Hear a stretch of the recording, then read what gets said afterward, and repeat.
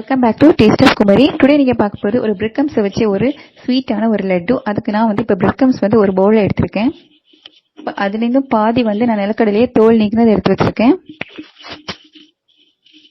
இப்போ துருவிய தேங்காய் எடுத்திருக்கேன். பிரெட் எவ்வளோ எடுக்கீங்களோ அதே அளவு நீங்கள் வந்து தேங்காய் எடுத்துக்கோங்க. அப்புறம் நான் ஸ்வீட்டுக்காக இன்னைக்கு வெல்லம் ஆட் பண்ணுறேன். தென் வந்து நான் டேட்ஸும் கேஷ்யூ முந்திரி எடுத்திருக்கேன். உங்கள் வீட்டில் என்ன நட்ஸ் இருந்தாலும் இதில் நீங்கள் ஆட் பண்ணிக்கலாம். இப்போ வாசனைக்காக ஏலக்காய் எடுத்திருக்கேன். இப்போ இதெல்லாம் ஃப்ரை பண்ணுறதுக்கு நான் நெய் எடுத்து வச்சுருக்கேன். இப்போ வாங்க இது எப்படி பண்ணலான்னு பார்ப்போம். ஃபர்ஸ்ட் ஸ்டவ் ஆன் பண்ணியாச்சு. ஒரு கடாயை வச்சாச்சு. அது ஹீட் ஆகட்டும். ஹீட் ஆனதும் 2 ஸ்பூன் நெய் ஆட் பண்ணலாம்.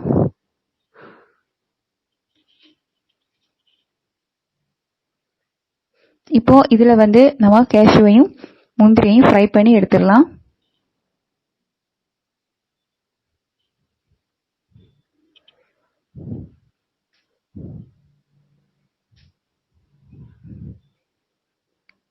இப்போ இது ஃப்ரை ஆயிடுச்சு. இப்போ இதை நம்ம வந்து வேற ஒரு பவுலில் வந்து மாற்றி வச்சிடலாம்.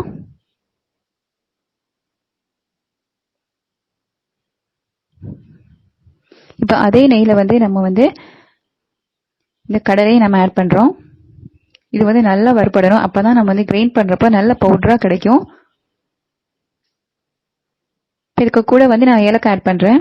நான் சொன்ன மாதிரி நீங்கள் பிரெட் வந்து எவ்வளோ எடுக்கீங்களோ அதுலேருந்து பாதி நீங்கள் எடுத்தா போதும். இது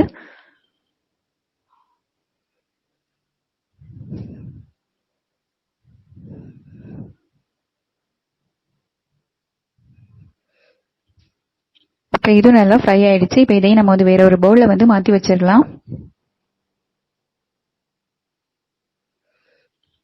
இப்போ இந்த தேங்காவையும் ஆட் பண்ணி எல்லாம் ஃப்ரை பண்ணலாம். நீங்கள் இது வந்து ஃப்ரை பண்ணுறதா உங்களுக்கு வேலை. இது வந்து டக்குன்னு பண்ணிடலாம். நீங்கள் பிரெட் இருந்தால் வீட்டிலேயே நீங்கள் வந்து ரெடி பண்ணி கொடுத்துடலாம். ஹெல்த்தியான லட்டு. இப்போ இதுவும் நம்ம வந்து நல்லா வறுத்தாச்சு. இப்போ இதையும் நம்ம வந்து தனியாக வந்து ஒரு பவுலில் ட்ரான்ஸ்ஃபர் பண்ணிடலாம்.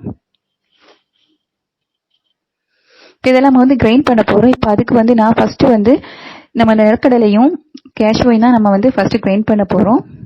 இப்போ அதுலேருந்து முந்திரியை நம்ம வந்து தனியாக எடுத்து வச்சிடலாம்.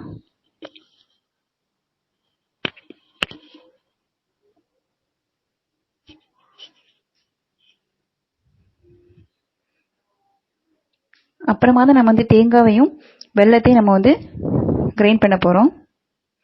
இப்போ வாங்க.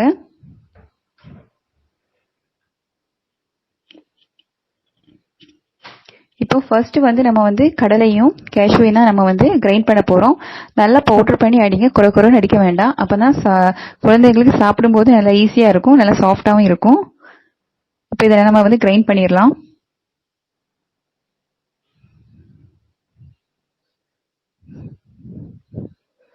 நீங்கள் இந்த மாதிரி தான் நீங்கள் வந்து அடித்து எடுத்துடணும். இப்போ பவுடர் ஆயிடுச்சு. இப்போ நம்ம வந்து இது ஒரு வேறு பவுலில் வந்து ட்ரான்ஸ்ஃபர் பண்ணிடலாம். தென் வந்து இந்த தேங்காவை இதில் வந்து கிரைண்ட் பண்ணி எடுத்துடலாம். இப்போ தேங்காய்க்கு கூட நான் வந்து வெல்லத்தை ஆட் பண்ணுறேன். நீங்கள் வந்து டேட்ஸ் வந்து நீங்கள் அதிகமாக ஆட் பண்ணுறதா இருந்தால் நீங்கள் வந்து வெல்லத்தை கம்மி பண்ணிக்கலாம். நான் வந்து இன்றைக்கி டேட்ஸ் வந்து ஆட் பண்ணுறதுனால நான் வந்து கொஞ்சமாக வெல்லத்தை ஆட் பண்ணுறேன். இப்போ வெல்லம் எல்லாமே தான் நீங்கள் சுகர்லையும் நீங்கள் வந்து இதை பண்ணிடலாம். நான் இன்னைக்கு ஹெல்த்தியான லட்டுனால நான் வெல்லம் ஆட் பண்ணுறேன்.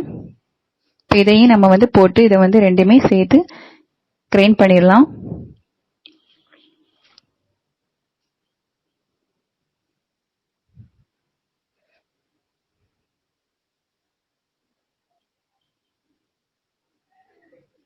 இப்போ இதெல்லாம் நம்ம வந்து கிரைண்ட் பண்ணிடலாம்.